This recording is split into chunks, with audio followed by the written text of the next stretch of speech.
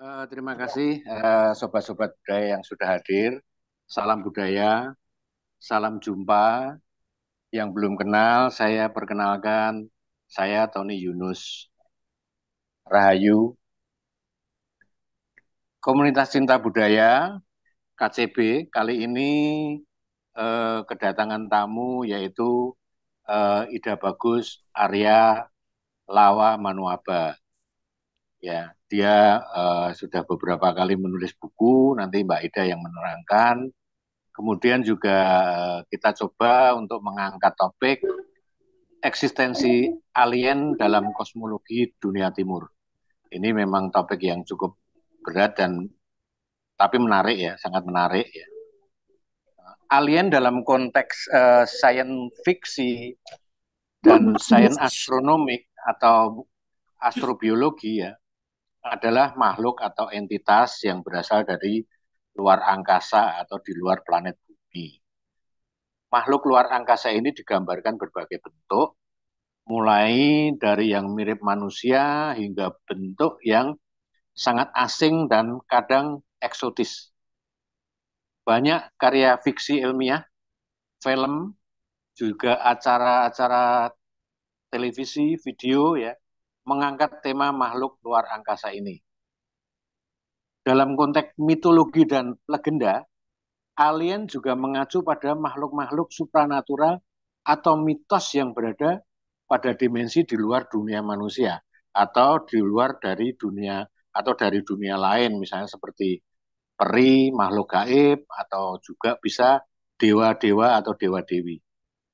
Nah, apakah nanti Bri Arya akan membicarakan dari sisi sains fiksi, sains astronomi, sains astrobiologi, atau lebih menarik lagi mungkin dari sisi pandang mitologi dan kosmologi dunia timur. Karena mungkin ya akan berkaitan dengan kitab Purana atau kitab Mahapurana yang sangat tua dan kuno yang sebetulnya kita sudah miliki dari dulu. Monggo, nanti kita simak landasan argumentasi dari Bli Arya Bli Arya yang akan dipandu oleh host kita yaitu Mbak Cecilia Ida. Terima kasih banyak Mas Tony. Sebelum saya memulai, saya sampaikan salam Om Swastiastu, Sampurasun, Namo Buddhayo, salam sejahtera, Assalamualaikum warahmatullahi wabarakatuh. Semoga kita semua dalam keadaan sehat, diberkahi di akhir bulan Oktober ini pas acara di Purnama Kalimat. Semoga semua yang hadir di sini diberi keberkahan. Sebelum kita memulai acara ini, saya sedikit memberi prolog ya. Mungkin ini menarik sekali ya. Dari mana sih sebenarnya kita bicara makhluk asing ya boleh dikatakan yang buat kita yang di bumi ini. Apakah kita ini satu-satunya makhluk yang cerdas di alam semesta ini? Kita juga masih bertanya-tanya soal itu. Ya, saya mulai dari kita pas dulu ya ke belakang di tengah kecamuk Perang Dunia Kedua, ada intercept dari pesawat tak dikenal dengan manuver dan kecepatan yang sangat mencengangkan. Pihak sekutu menduga pihak Nazi telah memiliki pesawat tempur dengan teknologi super. Demikian juga sebaliknya, pihak Nazi curiga bahwa pihak sekutu sudah mengembangkan pesawat tempur lebih canggih. Dari laporan kejadian selama perang tersebut, Angkatan Udara Amerika Serikat melakukan penyelidikan khusus mengenai hal itu dikenal sebagai Project Blue Book. Selama 2 dekade dari tahun 1947 sampai 1969, Project Blue Book mencatat 12.618 penampakan objek terbang tak dikenal atau Unidentified Flying Object atau UFO, akan tetapi proyek ini berakhir pada tahun 1969. Setelah penelitian yang dilakukan oleh Universitas Colorado, menyimpulkan bahwa tidak ada bukti bahwa UFO berasal dari dunia lain. Dan sebagian besar penampakannya dapat dijelaskan oleh fenomena alam atau bahkan tipuan. Kesimpulan umum kami adalah tidak ada hasil penelitian tentang UFO dalam 21 tahun terakhir yang menambah pengetahuan ilmiah. Demikian kata penelitian Edward U. Condon. Penyelidikan lebih lanjut katanya tidak dapat dibenarkan. Tetapi menariknya, berbagai kelompok mandiri secara independen tetap melakukan penyelidikan dan tetap melibatkan perwira-perwira intelijen dari Angkatan Udara sampai akhirnya di bulan Juli tahun ini 2023 di sidang Kongres Amerika Serikat, beberapa perwira Angkatan Udara diminta untuk memberikan penjelasan mengenai UFO atau pemerintah lebih sering memakai istilah fenomena anomali yang tidak teridentifikasi. Unidentified Anomalous Phenomena atau UAP. UFO atau UAP kita duga kuat adalah diciptakan oleh makhluk luar angkasa yang memiliki kecerdasan lebih tinggi daripada manusia di bumi. Dan dengan hadirnya di sidang Kongres Amerika itu, bisa diartikan bahwa UFO atau UAP berserta penumpangnya yang kita sebut alien sudah bukan lagi rumor atau imajinasi sains belaka. Kali ini komunitas cinta budaya mengetengahkan eksistensi alien dalam kosmologi dunia timur yang akan dibawakan oleh Ide Bagus Arya Lawa Manuabe. Beliau adalah penulis buku Alien Menurut Hindu di tahun 2018 yang menjadi buku yang fenomenal sepanjang tahun 2018-2019. Mengisahkan tentang pengetualangan remaja desa yang mendapatkan peringkat 8 besar pilihan novel UNES Internasional Novel Contest 2017 di Semarang. Banyak sekali yang telah ditulis oleh Gus Arya. Salah satunya juga adalah cerpen berjudul Barong Brutuk 2019 yang mengisahkan tentang mistikisme Desa Trunyan. Gus Arya, sapaan akrabnya, dikenal lewat tulisan-tulisannya. Orang mengenalnya selalu mengaitkannya dengan tulisan imajinasi dan bahkan alien. Lahir di Denpasar 24 Desember 1988. Demikian sekilas yang saya bisa perkenalkan. Untuk itu sebelum kita mulai mungkin teman-teman nanti bisa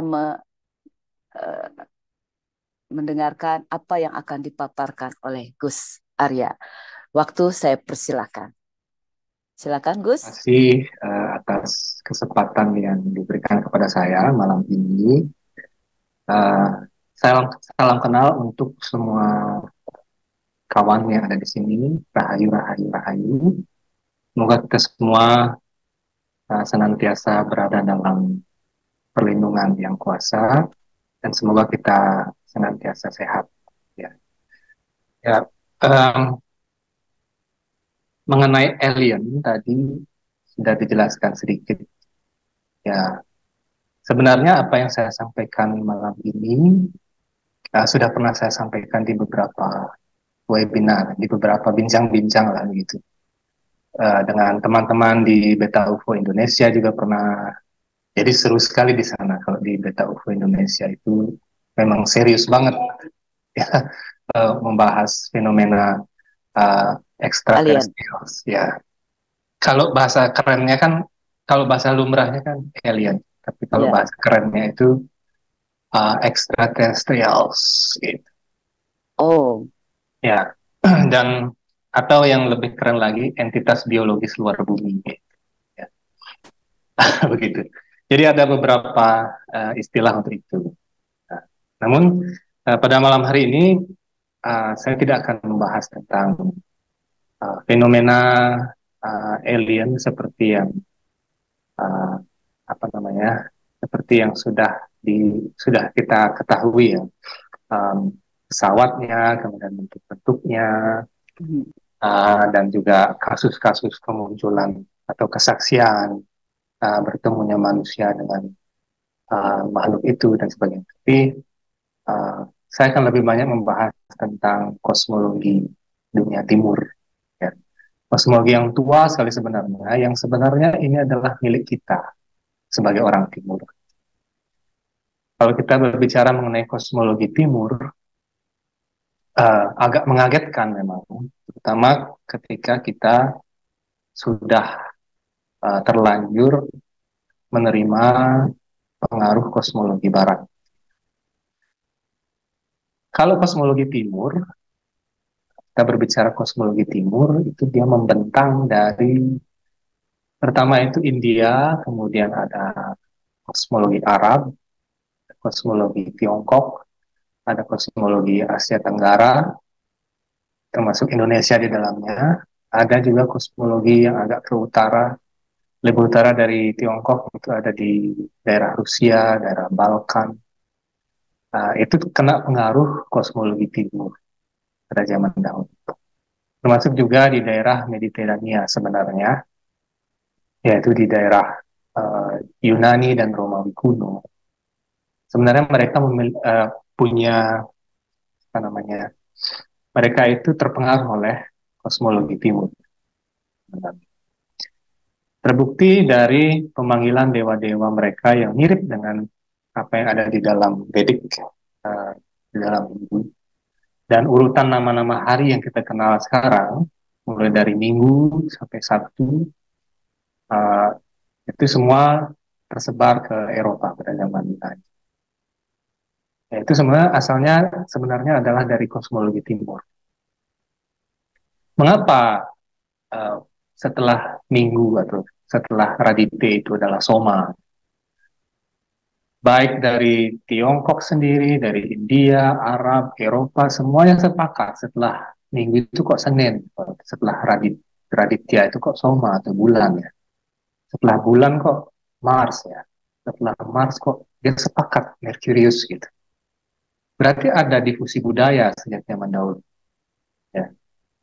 Dan kalau kita melihat karya-karya dari para pendahulu kita dalam bidang astronomi, maka kita menemukan bahwa para astronom dan astrolog terkemuka itu pertama-tama muncul di anak benua India. Seperti misalnya Warahmihira pada awal abad Masehi, kemudian muncul juga Aryabhata, seorang ahli matematika dan juga ahli astronomi Jyotisa. Nah, kalau Bapak Ibu, saudara-saudara sekalian pernah membaca buku-buku atau teks-teks yang ditulis oleh Warahamihira, itu umurnya kurang lebih 2000-an tahun ya. Maka di sana kita akan melihat suatu persamaan antara kosmologi India ya, atau Hindu dengan kosmologi Arab atau kosmologi Islam dan juga kosmologi Eropa pada zaman itu. Terutama yang sangat kentara sekali adalah nama-nama hari. Ya, kemudian kalau kita membaca Aryabhata, yaitu adalah penerus dari Warahamihira, beliau juga banyak membaca karya-karya Warahamihira. Bahkan tata cara mengukur diameter bumi itu sudah ada di salah satu teksnya. Yang paling terkenal mengenai kosmologi itu bernama Brihat Samhita. Di Brihat Samhita itu tercantum itu gabungan ya antara kosmologi, astronomi dan juga astrologi. Nanti Bapak Ibu saudara-saudara bisa coba membacanya di archive.org. Itu coba bisa dilihat di sana. Salah satu karya Warahamihira yang fenomenal. Nah, menyambung ke kosmologi, kosmologi timur ya. Hal yang membedakan, jadi hal dasar yang membedakan kosmologi timur dan kosmologi barat itu adalah cara pandang terhadap alam semesta ini.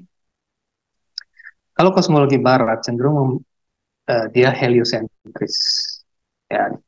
Mereka memandang bahwa pusat dari tata surya ini dalam artian lain pusat dari kosmosnya kita ini adalah matahari. Sementara kosmologi timur, pusat dari kosmos itu adalah bumi atau Gaia atau Geo atau Go kalau bahasa Sanskertanya. Go jadi Gaia jadi Geo. Go itu sama dengan itu bersinonim dengan sapi. Jadi dalam kosmologi Weda, bumi itu diibaratkan sebagai seekor sapi. Seekor sapi ini memerah, dia punya susu ya, dia punya susu dan susunya diperah oleh berbagai jenis makhluk hidup.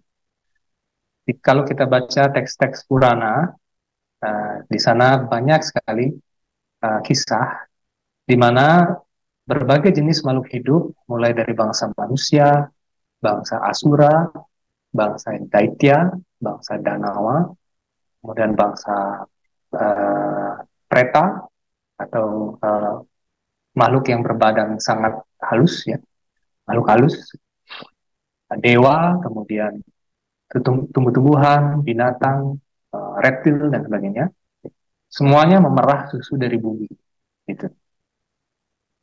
Sehingga bumi ini diibaratkan sebagai ibu yang berwujud sapi. Nah, makhluk hidup yang berbeda akan menerima susu bumi ini dalam wujud yang berbeda, gitu. Jadi ini mitologi kosmosnya, ya. Saya izin menjelaskan pertama-tama. Nah, bangsa manusia memerah susu bumi ini, dan perahan susunya itu menjadi biji-bijian dan buah-buahan. Sehingga makanan normal untuk manusia itu sebenarnya biji-bijian dan buah-buahan. Itu makanan alami untuk manusia. Kita bisa lihat di kitab-kitab teks-teks kuno, ya, dinyatakan bahwa Tuhan menyediakan biji-bijian dan buah-buahan untuk manusia makan. Jadi makanan alami manusia adalah biji-bijian dan buah-buahan. Kemudian ada lagi makhluk yang lain yang memerah susu bumi ini, yaitu para preta, para makhluk halus. Mereka memerah susu bumi ini dan susu itu keluar dalam wujud darah. Sehingga makanan alami bagi para preta itu adalah darah. Kalau kita orang mau persembahan atau memuja ini, makhluk-makhluk yang di bawah, ya, makhluk-makhluk halus itu, pasti ada persembahan darah. Dan itu makanan alami mereka. Kita di Nusantara, dalam kepercayaan suku manapun, kalau ada namanya persembahan darah, ya itu pasti untuk makhluk-makhluk yang dalam tanda kutip lebih rendah dari manusia. Ya, cuman kalau kita bilang lebih rendah, ya enggak juga, ya. Karena makhluk itu tidak akan berani mengganggu kalau kita tidak melanggar aturan. Tapi kalau manusia kadang-kadang dia melanggar aturan sendiri. Jadi yang lebih rendah itu siapa sebenarnya? Kadang-kadang manusia juga bisa kadang-kadang lebih rendah daripada makhluk itu, karena mereka tidak pernah mengganggu orang yang taat. Tapi manusia, bahkan dia melahirkan anaknya, anaknya dibuang. Kan lucu, ya. Itu aneh sebenarnya manusia itu kadang-kadang. Kemudian ada makhluk Daitya atau Danawa. Danawa ini juga memerah susu bumi, dan perahannya itu keluar dalam wujud minuman keras, alkohol. Dan para dewa juga memerah susu bumi, dan susu itu keluar dalam wujud mentega cair. Ya, gitu. Dan ada banyak makhluk lainnya seperti reptilian, makhluk-makhluk jenis reptilian, mereka juga memerah susu dari bumi, dan susu itu menjadi racun atau bisa. Nah, dari kosmologi ini kita bisa mengungkap bahwa berbagai jenis makhluk hidup itu memandang bumi ini sebagai planet yang istimewa. Gitu. Jadi bumi adalah pusat dari kosmos. Kosmologi timur, ya, kita bicara kosmologi timur. Sehingga kita yang berpedoman pada kebijaksanaan timur senantiasa berpikir untuk, pasti orientasinya adalah Ibu Pertiwi. Gitu. Mana ada Ibu Pertiwi, di sanalah kita memulai kehidupan ini, dan kita menghormati apa yang ada di sana. Jadi penting sekali yang namanya Ibu Pertiwi. Dan bahkan di kepercayaan-kepercayaan kuno di Nusantara ini, pasti ada yang namanya Ibu Bumi, Ayah Langit. Kalau di Bali namanya Purusa Pradana. Kalau di Flores itu namanya Akadiken, ya, kalau tidak salah. Itu ada kepercayaan tradisional di daerah sana. Mereka juga percaya bahwa Ayah Langit dan Ibu Bumi itu adalah yang menyebabkan kita hidup. Nah, kembali lagi di kosmologi timur, peran bumi itu adalah sentral. Nah, karena itulah ketika kita berbicara kosmologi, saya akan izin share screen. Ketika kita berbicara kosmologi, maka kita senantiasa berbicara mengenai bumi. Pertama. Nah, sebenarnya PowerPoint ini sudah pernah saya sampaikan di beberapa kesempatan yang lain. Namun, saya akan mencoba untuk menyampaikannya lagi hari ini, karena saya sangat menggemari topik-topik esoterik begini. Terima kasih juga kepada Mbak Ida untuk mengundang saya. Saya senang sekali. Nah, kita mulai. Nah, kalau kita berbicara kosmologi timur, utamanya ya, akan ada perbedaan antara sains dan agama. Beberapa atau sebagian dari kita masih istilahnya apa ya, memisahkan antara sains dan agama itu. Ilmu pengetahuan dan agama itu tidak seharusnya jadi satu. Dan namun dalam kosmologi Veda atau kosmologi Hinduism, sains dan agama ini hanyalah dua perspektif yang berbeda. Kedua-duanya sama-sama pengetahuan. Agama adalah pengetahuan. Sains juga adalah pengetahuan. Ya. Namun perbedaannya adalah sains atau ilmu pengetahuan materi itu adalah aroha pantha. Aroha pantha artinya bottom up.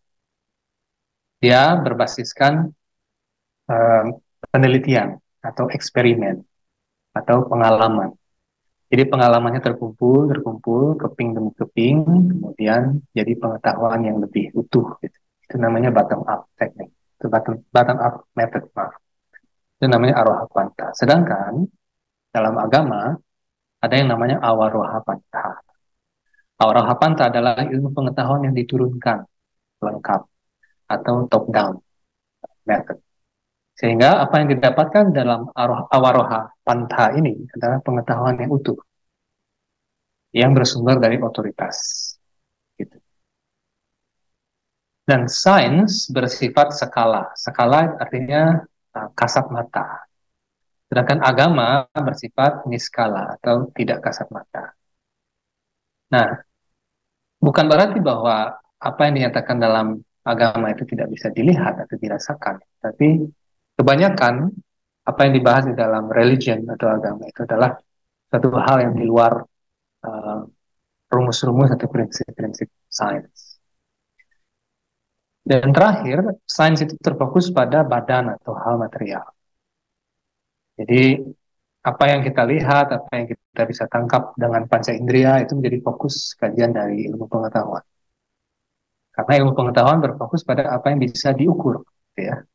Namun agama adalah berfokus pada roh atau spirit. Nah, mengapa kemudian saya katakan ilmu pengetahuan atau sains dan agama itu adalah sama-sama pengetahuan atau knowledge? Karena keduanya memberikan manusia itu pemahaman yang lengkap atau utuh tentang dirinya sendiri. Baik agama maupun sains memberikan kita pengetahuan yang utuh. Sains itu memberikan kita pengetahuan dari bawah, jadi kita mengenal diri kita dari luar. Oh, saya punya jari 5, kemudian saya punya kaki 2. Oh, di situ ada jerapah, di situ ada planet lain, di situ ada bulan, ada Mercury. Sedangkan agama memberikan kita fungsi sesungguhnya dari pengetahuan itu. Contohnya begini, ketika kita diberikan jari, kaki, tangan, diberikan kita kepala, diberikanlah kita hidup sebagai manusia ini, tujuannya apa? Itu dijawab oleh ilmu pengetahuan dari ranah agama. Tujuannya adalah apa? Tujuannya memberi kita kesempatan untuk kembali ke asal kita yang sejati. Memberi kita kesempatan untuk merefleksi diri kita dan meningkatkan kesadaran kita supaya tidak merosot lagi ke kehidupan yang lebih rendah. Jadi dua-duanya adalah knowledge atau pengetahuan. Yang satu naik dari bawah ke atas, yang satu lagi diturunkan dari atas ke bawah. Jadi dia akan nyambung di satu titik. Titik inilah yang belum kita temukan sampai saat ini. Beberapa orang sudah menemukan titik ini, sehingga mereka tidak lagi kebingungan ketika dikatakan bahwa matahari adalah pusat tata surya, sedangkan agamanya mengatakan enggak, pusat tata surya itu bumi. Mereka yang sudah mencapai titik itu tidak bingung lagi karena dua-duanya memang benar gitu. Ya, kalau kita mengatakan matahari pusat tata surya, oke benar karena dilihat perspektifnya ya dilihat dari matahari. Kalau dikatakan agama menyatakan bahwa bumi adalah pusat dari semesta, benar juga karena memang secara observasi ya kita memang mengobservasi langit dari bumi. Kita nggak pernah mengobservasi langit dari matahari. Dua-duanya benar. Ya, karena itulah keduanya harus dirangkul. Dua-duanya kita anggap sebagai pengetahuan. Sehingga kalau kita membicarakan tentang pengetahuan, maka tidak ada lagi bedanya antara agama A, agama B, agama C, keyakinan A, keyakinan B, keyakinan C, itu udah nggak ada bedanya lagi. Karena semua itu adalah kepingan-kepingan pengetahuan yang sama-sama unik. Dilihat dari perspektif yang berbeda-beda. Dan bahasa yang juga berbeda. Nah, di dalam Veda sendiri ada 3 cara untuk mendapatkan pengetahuan. Ya. Di dalam buku saya ini sebenarnya sudah ada, tapi saya jelaskan lagi. Yang pertama itu adalah pratyaksa. Ya, apapun yang bisa kita lihat, kita amati, kita rasakan, itulah pengetahuan. Ya, jadi benar-benar sensual perception, sensual based ya pengetahuan. Jadi apa yang tidak bisa saya rasakan atau saya ukur itu it's out of the knowledge. Jadi tidak termasuk pengetahuan. Itu masih berupa ranah pseudoscience atau mungkin imajinasi. Orang-orang pratyaksa begitu berpikir. Tapi ada orang yang lebih lagi, ya orang-orang anumana. Anumana artinya dia menggunakan logikanya. Sesuatu yang make sense atau masuk akal dengan alasan-alasan tertentu atau premis-premis tertentu, maka dia akan menganggap bahwa itu kebenaran. Misalnya kalau kita nggak bisa hidup dalam air, sementara ikan bisa hidup dalam air. Gimana kalau di luar angkasa sana ada makhluk hidup yang bernapas dengan metana atau karbon dioksida? Kan kita nggak tahu. Tapi itu logis kan? Oh ya juga ya, kita aja nggak bisa napas dalam air. Oke, berarti kemungkinan ada makhluk hidup. Itu orang-orang anumana. Kemudian yang ketiga, orang-orang yang percaya pada sabda. Sabda artinya adalah pengetahuan yang diturunkan melalui teks-teks rohani ya. Nah, sama seperti kita belajar abjad dulu, A, B, C, D, E ini kita nggak pernah nanya ini kenapa namanya A ya, ini kok B. Kita terima aja dari orang tua kita. Nah, sama halnya para kaum manusia yang menerima sabda ini atau pengetahuan top down ini, mereka menerima pengetahuan itu apa adanya, as it is, dan mereka memiliki dasar serada atau keyakinan terhadap pengetahuan itu. Nah, jadi gabungan dari ketiga-tiganya membentuk korpus pengetahuan yang lengkap. Nah, ini adalah analogi yang saya sebutkan tadi.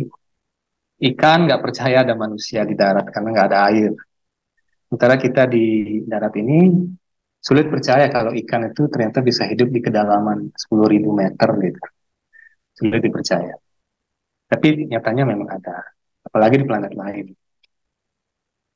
Nah, kalau kita bahas alien, alien artinya makhluk yang tidak dikenal, asing. Oh, saya baru masuk ke negara A gitu, saya kayak alien. I'm an alien, jadi nggak dikenal. Kita juga nggak kenal mereka, mereka juga nggak kenal kita. Alien. Jadi kalau orang yang tidak berusaha untuk mengenal keyakinan lain, tata cara orang lain, dan sebagainya, ya mereka tetap jadi alien ya, walaupun sama-sama manusia. Ya, jadi kalau kita hidup di satu negeri dan isinya alien semua, nggak mau saling kenal dan nggak mau saling berbagi ya, sulit negeri ini maju ya, isinya alien semua. Jadi itu alien artinya asing dan tidak dikenal. Nah, selama kita tidak mengenal entitas-entitas itu makhluk-makhluk itu, ya wajar saja kita menganggap mereka alien, menyebut mereka alien. Nah, tetapi kalau kita merujuk pada teks-teks Wedik atau Purana, maka ada nama-nama atau sebutan-sebutan khusus bagi entitas-entitas tertentu di alam semesta ini. Kalau yang tinggal di planet para dewa itu namanya spesies para dewa atau bangsa dewa. Kalau saya bilang spesies ya aneh rasanya, bangsa gitu ya. Kalau ya dia tinggal di bumi ya namanya bangsa manusia. Kalau dia tinggal di subterranean heaven atau surga planet bawah, namanya asura atau danawa. Jadi tidak ada terminologi alien di dalam Veda atau Purana. Namun sebelum saya membahas itu lebih jauh, izinkan saya membahas mengenai golongan makhluk hidup. Nah, golongan makhluk hidup ini ada dua ya. Pertama adalah conditioned soul atau makhluk hidup yang terikat. Yang kedua adalah liberated soul. Liberated soul adalah makhluk hidup yang bebas. Nah, akan saya jelaskan apa bedanya kedua-duanya. Namun yang patut kita pahami bersama adalah ketika kita menyebut makhluk hidup dalam konteks Weda atau dalam konteks kehinduan, maka yang dimaksud makhluk hidup itu adalah rohnya atau jiwanya atau atmanya. Itu adalah makhluk hidup yang sejati. Jadi badan kita yang sejati atau diri kita yang sejati itu adalah roh. Sedangkan badan-badan kita ini ada yang badannya pakai kacamata seperti saya, ada yang badannya tatoan, ada yang warna kulitnya abu-abu, ada yang kuning, ada yang merah, putih dan sebagainya. Itu adalah bungkus-bungkus luar saja. Tapi makhluk hidup yang sejati itu adalah jiwa atau atma. Nah, itulah yang tadi saya kembalikan ke awal bahwa dalam kosmologi timur yang ditekankan itu adalah roh, eksistensi dari roh atau jiwa. Nah, jiwa ini karena dia melupakan asalnya, jadi asalnya sebenarnya tidak di alam ini, ya, alam materi ini. Asalnya adalah dari alam spirit atau alam non materi yang ada di luar energi alam material. Jadi di luar ambang batas energi alam material ini ada energi spirit. Nah, di sanalah asal roh itu, atma itu. Tetapi karena dia melupakan hubungannya dengan alam spirit ini, akhirnya roh ini terperangkap di dalam alam material ini, energi material. Nah, ini adalah dalil dari kosmologi timur. Jadi kosmologi timur itu percaya bahwa roh itu melupakan hubungannya dengan alam spirit atau sang penciptanya yang sejati. Lupa. Dia sibuk untuk menikmati dirinya sendiri, terpisah dari yang kuasa. Sehingga dia diberikan kebebasan oleh yang kuasa untuk menikmati alam ini dan mengambil segala konsekuensinya. Ketika roh ini atau jiwa ini bertualang di alam materi ini, dia menerima badan-badan yang berbeda. Nah, badan inilah yang kemudian menjadi manusia, jadi dewa, jadi asura, jadi butakala, jadi danawa, jadi reptilians, jadi makhluk-makhluk yang tampan cantik, makhluk-makhluk yang seram, dan sebagainya. Itu adalah bungkus-bungkusnya atau pakaian-pakaian luar dari jiwa itu. Mengapa jiwa itu diberikan pakaian-pakaian atau bungkus yang berbeda? Karena mereka memiliki keinginan yang berbeda. Gitu. Contoh yang sederhana sekali. Kita di satu keluarga ada 3 orang misalnya. Semua pingin makanan yang berbeda. Saya pingin pecel misalnya. Istri saya pingin makanan yang pedas. Kemudian anak saya pingin pingin gorengan. Kita pasti akan menuju tempat yang berbeda. Kita pasti akan memilih piring yang berbeda.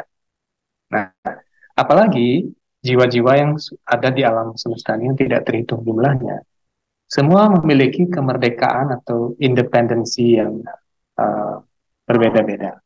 Sehingga setiap jiwa itu sebenarnya bisa memilih destinasinya. Gitu. Ada jiwa yang senang sekali misalnya menyiksa makhluk hidup lain atau menyiksa sesamanya, kemudian membunuh sesamanya, kemudian uh, melakukan tindak kekerasan terhadap sesamanya atau makhluk hidup lain misalnya. Nah, dengan perbuatan itu dia mengembangkan kecenderungan pembunuhan, ya kan? Kecenderungan kekejaman, sehingga dia tidak cocok mendapatkan badan manusia. Di kelahiran berikutnya dia akan pindah ke badan yang lain, badan karnivora misalnya, atau badan reptilian yang kerjanya makan-makan manusia gitu. Jadi reptilian itu makanannya manusia. Ya, raksasa misalnya, dia badan raksasa, raksasa itu juga makanannya manusia. Kemudian ada juga jenis manusia lain yang dia tekun beribadah, dia menolong sesamanya, kemudian dia uh, mengembangkan ilmu pengetahuan untuk kemaslahatan umat manusia. Dia tidak masuk ke kesadaran yang lebih rendah, justru kesadarannya meningkat, sehingga setelah dia meninggal, dia akan mendapatkan badan yang lain yang lebih baik. Badan Sida misalnya, atau badan Apsara, atau badan Widyadara, atau bahkan badan Dewa, karena dia mengembangkan pengetahuan yang lebih tinggi. Nah, jadi apa kesimpulannya? Kesimpulannya adalah yang sebenarnya membuat makhluk hidup ini beraneka ragam di alam semesta ini, atau di planet-planet manapun, itu sebenarnya adalah kecenderungan dari roh atau jiwa itu. Kecenderungannya apa? Gitu. Kalau dia memang kecenderungannya untuk kembali ke sang penciptanya, maka dia akan lepas dari alam materi, pulang kembali. Tapi kalau kecenderungannya masih ingin menikmati alam semesta ini, ingin merebut kekuasaan, gitu misalnya, ingin berbuat curang dan sebagainya, dia lahir dalam kehidupan selanjutnya, dia bisa menjadi asura atau daitya yang baik hati pada kaumnya sendiri, tetapi iri hati terhadap kaum lain. Itu adalah ciri dari asura. Gitu. Jadi kosmos ini adalah sangat kompleks sekali, dan kita tidak bisa menghitam putihkan segala sesuatu di dalam alam semesta ini. Nah, cerita saya yang tadi adalah tentang jiwa yang conditioned atau terikat. Ya. Di sisi lain ada jiwa yang liberated.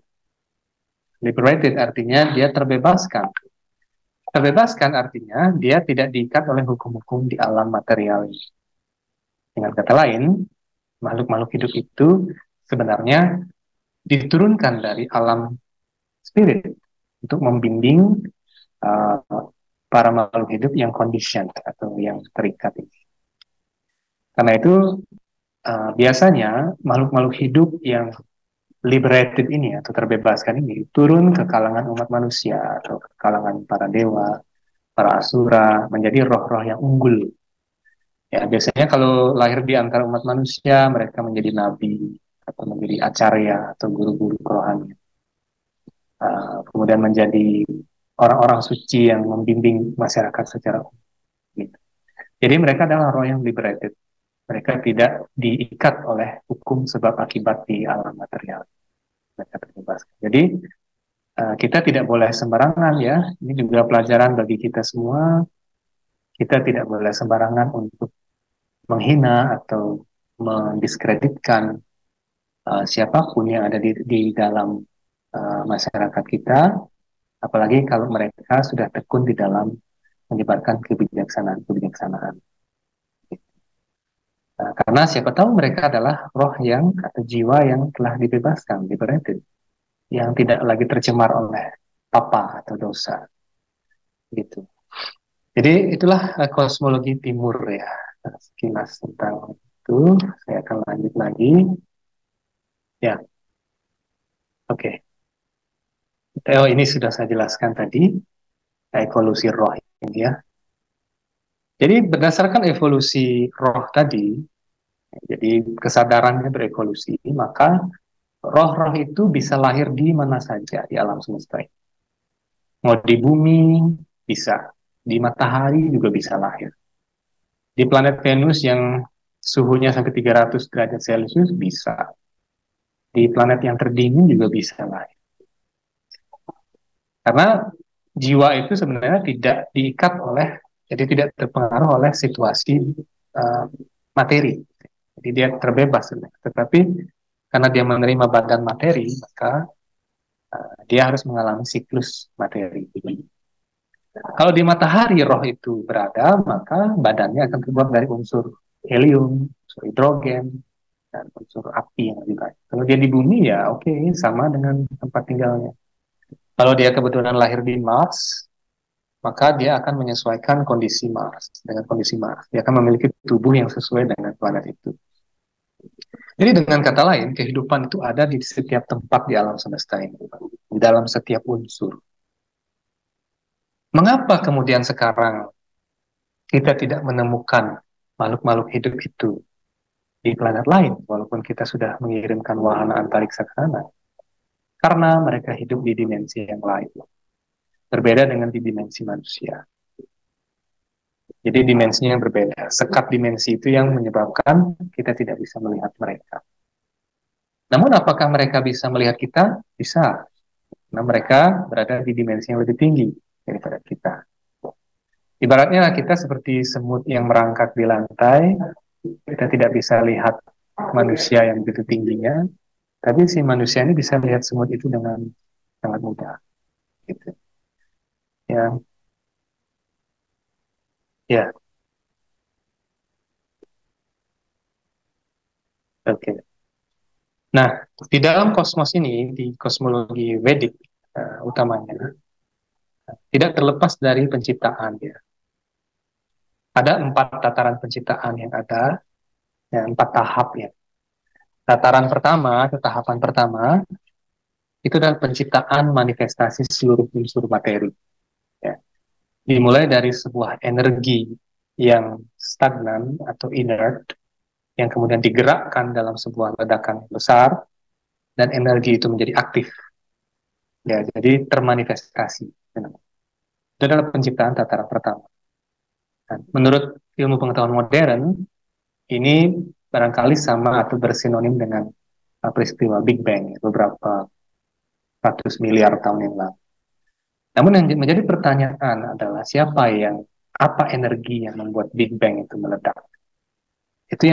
Itu yang belum terjawab oleh sains. Namun dalam kosmologi timur terjawab bahwa yang menggerakkan unsur materi ini adalah unsur non-materi atau rohani atau spirit. Spirit ini yang kita sebut sebagai Tuhan, Sang Pencipta, kemudian Sangkan Parani Dumadi dan sebagainya, yang berbeda-beda dalam setiap keyakinan, itu adalah energi spirit yang disebut sebagai Parama Purusa di dalam Hindu. Parama Purusa ini adalah yang menggerakkan alam semesta ini dari energi yang inert atau yang stagnan, yang diam, menjadi sangat aktif. Ya, sehingga terciptalah berbagai manifestasi di alam semesta ini. Nah, sebenarnya unsur alam semesta ini, kosmos ini, adalah gabungan dari unsur materi dan unsur spirit. Sehingga kosmologi timur percaya bahwa alam semesta ini memiliki jiwa atau roh. Sehingga wajar kalau kita orang timur percaya bahwa bahkan batu pun kadang-kadang punya jiwa. Gitu. Apalagi kalau di Bali. Batu pun kita taruh canang di situ, taruh sesajen di situ. Karena kita percaya di dalam batu itu ada rohnya. Apalagi batu itu, bahkan kosmos sendiri atau alam semesta ini pun kita percaya bahwa itu ada rohnya. Yang disebut sebagai Wirat Purusa atau Parama Purusa tadi. Nah, Parama Purusa inilah yang menggerakkan alam material ini, energi material ini, sehingga masuk ke dalam tataran kedua, yaitu stellar creation, atau penciptaan bintang. Jadi, alam semesta ini ada banyak ya. Jadi, satu alam semesta itu sebenarnya equals dengan satu tata surya. Jadi, ada sekian banyak tata surya di alam semesta ini, dan semuanya muncul dari Mahatattwa atau unsur materi yang sama. Setelah penciptaan bintang, Maka ada tataran ketiga, yaitu penciptaan uh, Brahma lokal. Brahma lokal ya. Kita sebutnya Brahma lokal. Maka di dalam setiap tata surya itu ada satu Brahma. Ada satu dewa Brahmanya, ada satu dewa Wisnunya, ada satu dewa Siwanya. Makanya kalau di Hindu itu Trimurti selalu ada. Jadi di dalam setiap tata surya itu ada Trimurtinya. Kalau kita lihat bintang di sebelah sana, di bintang lain itu tata surya lain, di situ ada Brahma, Wisnu, Siwa yang juga. Ya gitu. Jadi Brahma, Wisnu, dan Siwa itu ada banyak, ada di dalam setiap alam semesta. Barulah tataran keempat, itu penciptaan makhluk hidup di setiap tata surya. Jadi makhluk hidup itu tercipta pertama-tama dari Brahma. Karena Brahma adalah makhluk hidup yang berbadan materi yang pertama. Jadi dari Brahma lah muncul berbagai jenis atau berbagai spesies makhluk hidup. Nah, Brahma ini memiliki, Dewa Brahma ini sebagai makhluk hidup tertinggi di alam semesta ini yang diciptakan oleh Sang Pencipta untuk kali pertamanya, atau yang diciptakan pertama kali. Beliau memiliki sejenis, kalau kita katakan itu DNA, oke lah kita bisa sebut sebagai DNA, tetapi di dalam Veda itu disebut sebagai bija. Bija itu artinya benih. Jadi bija ini sejenis kode genetik umum yang bisa mewarisi atau membawa sifat makhluk hidup manapun gitu. Dari satu induk gitu. Nah, si induknya A gitu. Induknya bentuknya bulat gitu ya. Kalau DNA-nya sama kan anaknya juga bulat seharusnya ya. Tetapi kalau bija ini adalah suatu kode genetik yang lebih murni lagi, yang bisa menghasilkan makhluk-makhluk hidup yang berbeda, yang bentuknya kotak, ada yang bentuknya heksagonal, ada yang bentuknya segitiga, dan sebagainya. Jadi Dewa Brahma itu memiliki bija ini di sekujur tubuhnya, sehingga makhluk-makhluk hidup yang berbeda itu bisa muncul dari bagian-bagian tubuhnya yang berbeda. Seperti rambut misalnya, ketika rambutnya rontok, rambut itu berubah menjadi ular, gitu ceritanya. Kemudian ketika bulu badannya lepas, bulu-bulu badan itu berubah menjadi pepohonan. Ketika ada cairan yang keluar dari mulut beliau, itu berubah menjadi bangsa akuatik, atau bangsa ikan, dan lain sebagainya. Jadi bija inilah yang dibawa oleh Brahma ini di sekujur tubuhnya, dan menciptakan jenis makhluk hidup yang berbeda. Dari Brahma muncullah Manu dan Prajapati. Jadi menurut kosmologi Veda, makhluk hidup itu tidak berasal dari bentuk sel primitif, tetapi berasal dari makhluk hidup yang sempurna. Manu dan Prajapati adalah leluhur dari berbagai spesies makhluk hidup di alam semesta ini. Ada manusia, ada dewa, ada asura, ada bangsa reptilian, ada bangsa bidadari, ada bangsa apsara, widyadara, sida, carana, yaksa, pisaca, dan sebagainya. Jadi berasal dari makhluk hidup yang lebih sempurna. Jadi berbeda dengan pandangan umum di sekolah-sekolah bahwa kita berasal dari makhluk yang lebih primitif atau makhluk bersel satu. Gitu. Itu ditolak oleh kosmologi timur, terutama kosmologi Veda ya. Jadi begitu. Kemudian ya di dalam kosmologi Veda juga kita mengenal namanya sistem koordinat dan arah. Ya. Ada yang namanya arah topografis, ada arah geografis, ada arah astronomis. Kalau arah topografis itu sangat lumrah kalau di Bali atau mungkin di daerah lain juga ada. Itu berdasarkan patokan arah gunung dan laut. Kalau di Bali ya, kalau antara Bali Utara dan Selatan itu KJ kelotnya itu beda-beda karena dia topografis. Kemudian mata angin geografis adalah berdasarkan bintang dan bujur, ya lebih universal ya sifatnya. Ada juga mata angin astronomis, yaitu berdasarkan posisi bumi terhadap bintang kutub atau drua. Jadi posisi poros bumi terhadap bintang kutub itu menentukan arah astronomis. Nah, ada juga penjelasan mengenai loka-loka atau planet-planet di mana makhluk-makhluk hidup berbeda tinggal. Mulai dari bumi, kemudian atasnya lagi yang namanya planet-planet Nawagraha atau 9 planet, sampai Saturnus, kemudian ada uh, Warloka, Swarloka, Maha, Jana, Tapo, dan Satyaloka. Ke bawah juga begitu, ada Patala, Atala, Witala, Sutala, Talatala, Mahatala, dan sebagainya. Jadi semua planet ini, baik yang bisa dijangkau oleh manusia zaman ini maupun tidak, ada di satu alam semesta kita, atau di satu tata surya kita. Dan anehnya, uniknya adalah Drua Loka atau bintang kutub itu termasuk dalam satu semesta kita, di dalam kosmologi beda itu. Padahal kalau kita lihat secara astronomi modern, bintang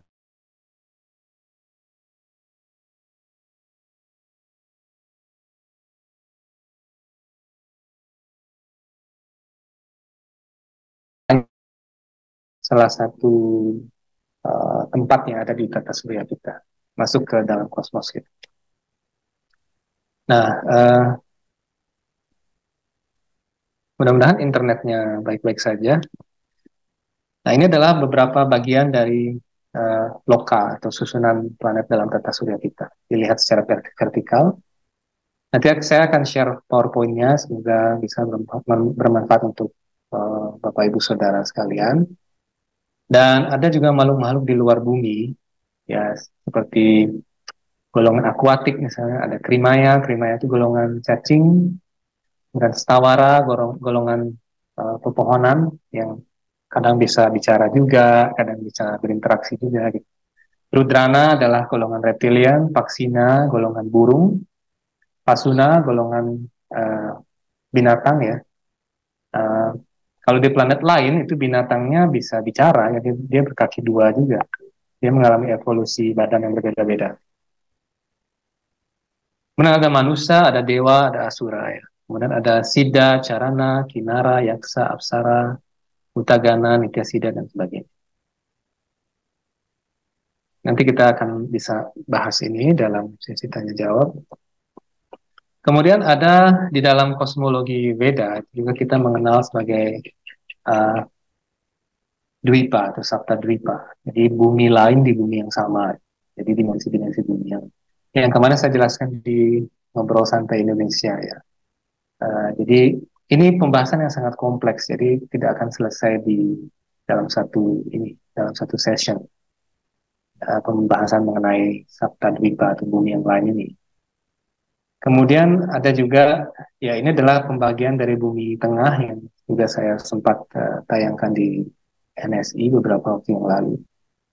Dan ini juga kita memerlukan waktu yang lain ya untuk membahasnya. Jadi apa gunanya kita mengetahui tentang kosmologi ini? Pertama adalah, ya hidup sebagai manusia itu ada tujuannya. Tidak semau kita saja. Tidak sesuai dengan, tidak semau apa yang kita inginkan. Kita punya tujuan yang lebih agung daripada ini. Entah itu untuk menjaga lingkungan kita bersama atau menjaga planet ini dari ancaman polusi dan sebagainya. Kita punya tujuan yang lebih tinggi sebagai manusia. Tidak hanya untuk makan, tidur, happy-happy, main TikTokan, tidak hanya itu ya tujuannya ya. Ada tujuan yang lebih agung lagi. Dan kita harus mencari tujuan itu apa sebenarnya. Kemudian alam ini punya prinsip atau hukum yang mengatur. Jadi kita tidak bisa seenaknya mengeksploitasi alam, karena itu sama dengan kita mengeksploitasi bumi, kita mengambil susu lebih dari bumi, sementara makhluk hidup yang lain juga memerlukan susu dari bumi dalam wujud yang lain. Siapa tahu nanti kalau kita ngeruk minyak bumi terus, siapa tahu ada makhluk di alam lain atau di dimensi lain yang ternyata makanan pokoknya itu adalah minyak bumi. Kita nggak tahu. Karena kita ambil terus, kita nggak tahu misalnya. Atau mungkin kita buang sampah sembarangan, ternyata sampahnya ngalir ke rumahnya si alien yang ada di dimensi lain. Kan kasihan juga dia. Tidak hanya manusia yang kena, tapi makhluk hidup lain juga kena. Itu sudah terjadi di Bali beberapa kali. Jadi orang buang sampah di ceruk-ceruk sungai, tiba-tiba besoknya keluarganya hilang, anaknya hilang, atau ketika dicari di orang pinter, ternyata disembunyikanlah anaknya karena para penduduk itu salah membuang sampah di tempat yang tidak seharusnya. Jadi mereka juga punya perasaan seperti itu. Kemudian kita tidak bebas di alam semesta ini. Ada aturannya, ada saling simbiosisnya dan sebagainya. Apa yang kita lakukan di dimensi dan planet kita itu mempengaruhi sistem alam semesta. Karena bumi itu adalah ibarat ibu, maka kalau kita eksploitasi secara tidak bijaksana, tidak berkelanjutan, maka itu akan mempengaruhi sistem alam semesta.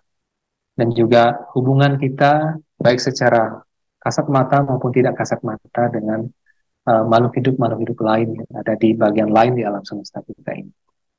Karena itu mengapa umat manusia mengalami kekacauan, baik secara psikis maupun secara fisik, itu tidak hanya dipengaruhi oleh unsur-unsur fisik saja, tetapi juga dipengaruhi oleh energi-energi yang dipancarkan oleh dimensi lain atau makhluk lain yang juga dalam tanda kutip kesal terhadap perilaku kita di bumi ini.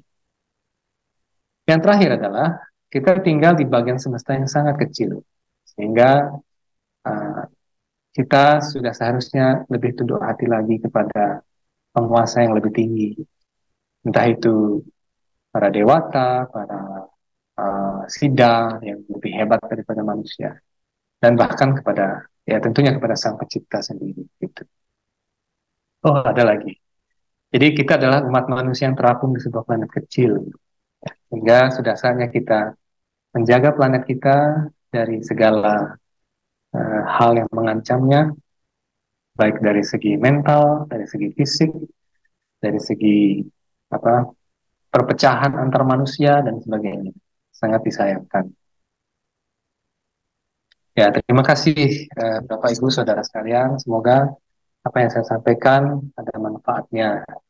Dan apabila ada salah kata dan kekurangannya mohon dimaafkan. Terima kasih banyak. Saya kembalikan pada Mbak Ida. Ya, saya sedikit terpana. Terima kasih banyak Gus Arya. Luar biasa ya.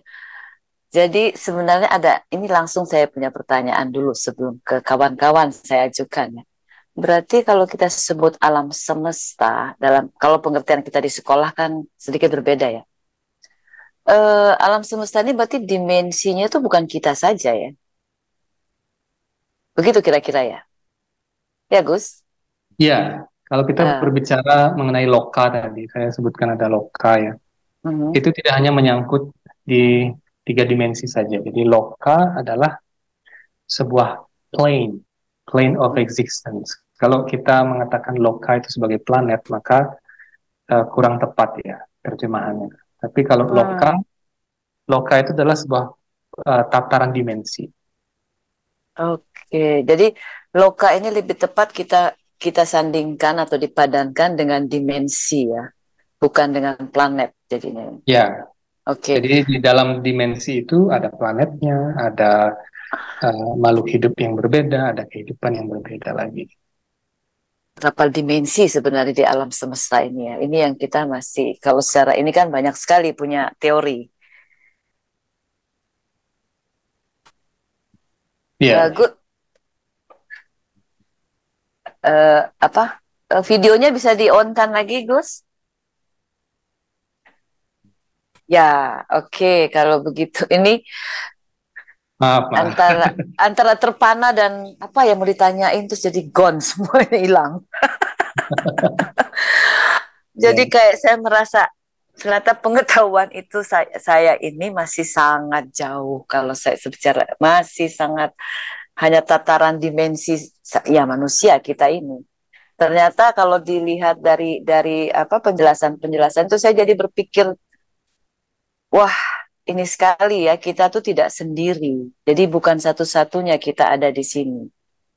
Nah pengetahuan ini memang harus kita cari untuk mencari siapa kita dan tujuan kita hidup di sini, ada di bumi ini untuk apa. Nah, pemahaman dimensi kita saja sebagai manusia masih sangat terbata-bata, gagap malah. Apalagi kita bicara makhluk asing ya. Berarti kita ini juga asing sebenarnya untuk dimensi yang lain. Bisa saja mereka juga menganggap kita ini juga alien. Oke, sebelum saya ini bagi kawan-kawan yang mungkin ingin bertanya, jangan lupa videonya di-on-kan ya, supaya kita bisa saling mengenal. Kalau memang ini bisa raise hand atau bisa langsung. Ada yang ingin bertanya? Gusnya kemana ini? Ada ya? Ya, ada Mas Luki. Silakan Mas Luki. Ya, malam. Ini Pak Gus ya? Enggak, Gus Arya aja. Iya, Pak. Ya, benar ya, Gus Arya. Iya, Gus Arya. Ini masalah yang bumi sebagai pusat kosmis ya. Kosmos sebagai pusat tata surya ya. Ini saya mau bacakan dari Rig Veda ini. Di Rig ada sekitar berapa ayat ya. Rig Veda 8:12-30 ya. Artinya aja saya itu kan ya, saya bacakan. Oh, yang maha perkasa, ketika engkau menstabilkan sinar yang benderang ini, matahari di langit, planet-planetmu kau letakkan bergerak. Jadi dari Weda sudah menjelaskan bahwa semua itu bergerak ya, matahari dan planet. Yajur Weda yang 23, 9, 10 ya. Siapa yang lebih berputar pada porosnya? Siapa yang memutar yang lain? Matahari berputar pada sumbunya, dan bulan memutari bumi dan matahari. Ya, jadi ini jelas. Kemudian Rig Veda 10:189 ya. Bulan menjadi satelit bumi, berputar di planet ibunya, bumi maksudnya ya, dan mengikuti berevolusi mengitari matahari, ayah planet yang bercahaya sendiri. Jadi pusatnya itu matahari ini. Rig Veda 1169 9 ya. Bumi berputar dan mengitari matahari seperti anak sapi mengikuti induknya. Kemudian Rig Veda 1142 ya. Garis edar bulat loncong yang dilalui oleh benda angkasa adalah kekal dan tidak berkurang. Kemudian Rig Veda 1:1429, perputaran bumi tiada berkurang dan bumi terus berputar pada sumbunya. Kemudian Sama Veda 1:21, matahari tidak pernah terbenam maupun terbit karena bumi yang berotasi. Nah, jadi begitu. Nah, jadi mungkin saya ini dari kitab Veda ya, saya bacain langsung. Jadi jadi dari situ terbaca bahwa pusat dari tata surya itu matahari bukan bumi. Nah, kalau sepengetahuan saya ya, dari Bumandala itu kan ada Bumandala yang kalau dilihat dari atas seperti dari atas Borobudur itu kan seperti Bumandala itu ya. Itu sebetulnya merupakan kalau matahari. Jadi bentuk-bentuknya kalau digambar gitu seperti Bumandala itu. Gitu. Pertanyaan bahwa saya ayat dari Veda dan Rig Veda ya, Yajur Veda itu bahwa matahari itu pusat dari tata surya gitu. Dan bulan mengelilingi matahari, bumi mengelilingi matahari gitu. Jadi pusatnya sebetulnya ya matahari gitu, dari Veda yang saya baca itu. Oke. Ya, selanjutnya nih mungkin saya ini dulu langsung ke pertanyaan selanjutnya ya. Oke, terima kasih Ibu Ida. Ya. Kalau bagi kami yang mendengarkan tadi mengenai masalah pusat alam semesta matahari ataupun bulan nggak masalah. Sepertinya kalender kita aja ada kalender berdasarkan matahari, ada berdasarkan bulan. Oke, sesuai dengan judul topiknya, eksistensi alien dalam kosmologi dunia timur. Bapak Arya, saya mohon penjelasan. Sepengetahuan kami dan yang lain-lain, ya, ada yang digambar-gambar. Eksistensi alien itu sepertinya divisualkan, digambarkan matanya besar, kepalanya bulat besar, badannya kecil dan lain sebagainya. Kemudian turunnya ada yang mengatakan turunnya pakai UFO, unidentified flying object. Kalau ditinjau dari planet lain, galaksi lain dan lain sebagainya, kecepatannya bisa ribuan tahun cahaya. Sedangkan tahun cahaya berapa puluh ribu hari ataupun bahkan berapa ya. 1 tahun cahaya berapa ribu, itu sudah perkaliannya. Lah, untuk itu tolong, tadi saya belum mendengar kayak apa sih pandangan kosmologi timur tentang eksistensi alien itu. Visualnya kayak apa?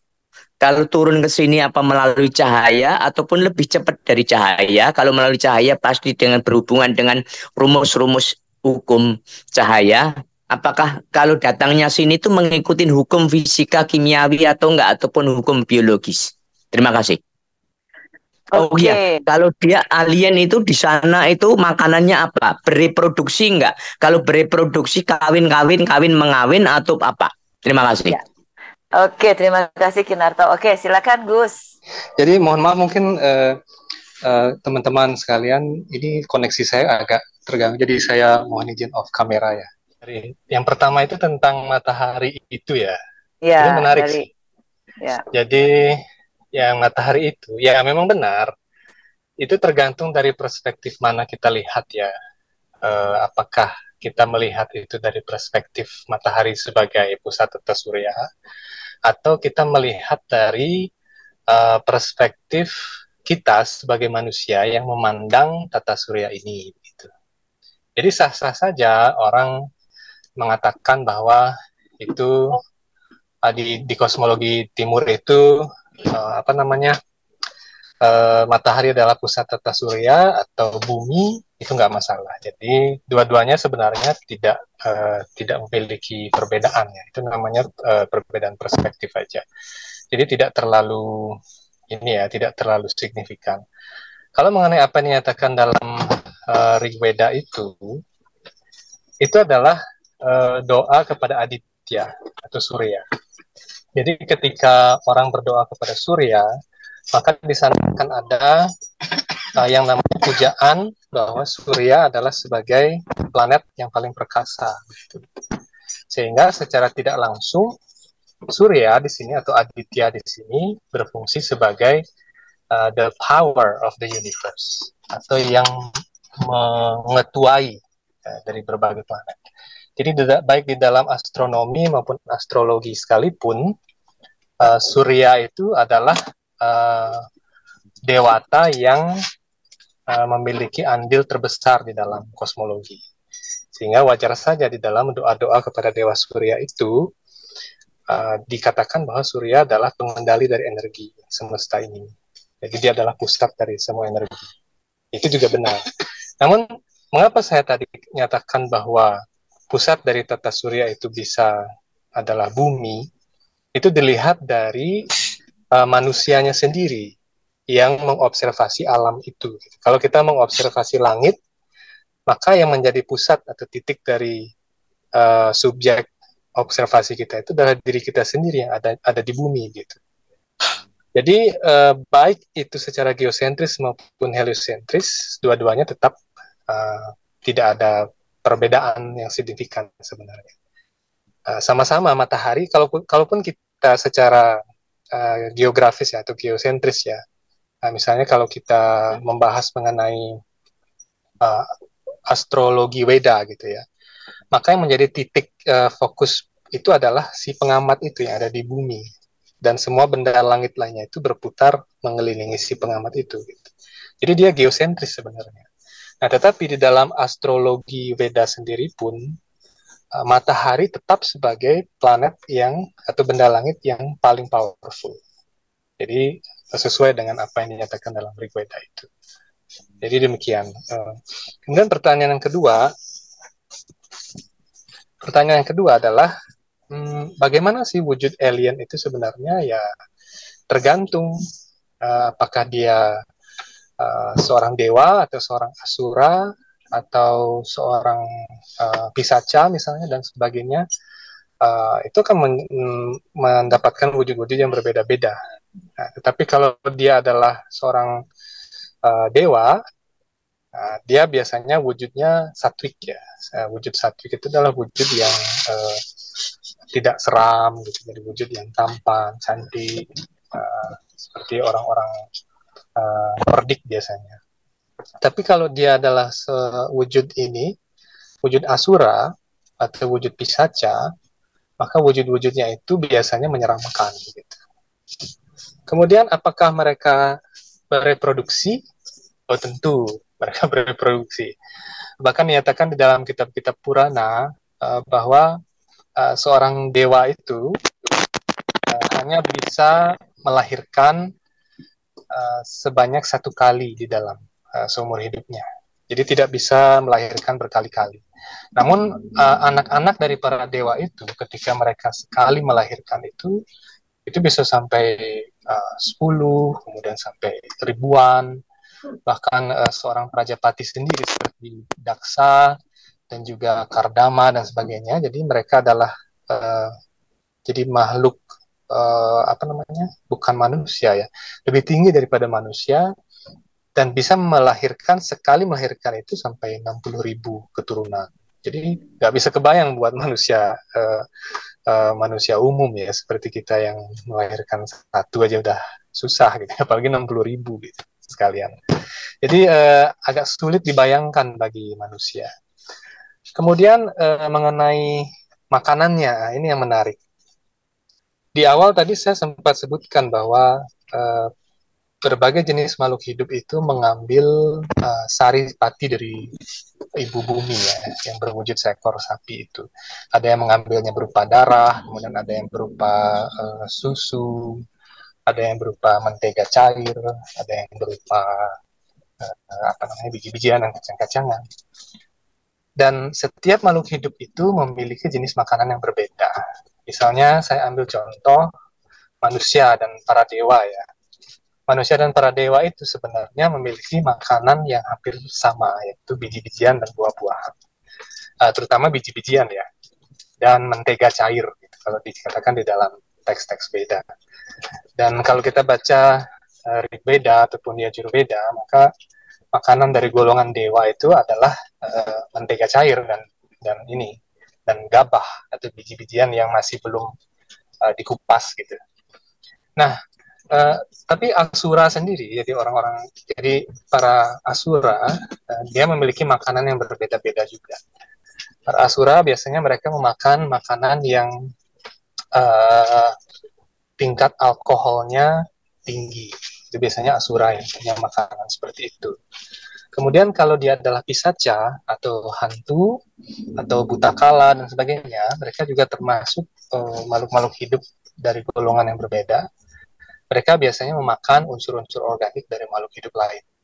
Misalnya daging atau darah, kemudian sisa kotoran dari makhluk lain dan sebagainya.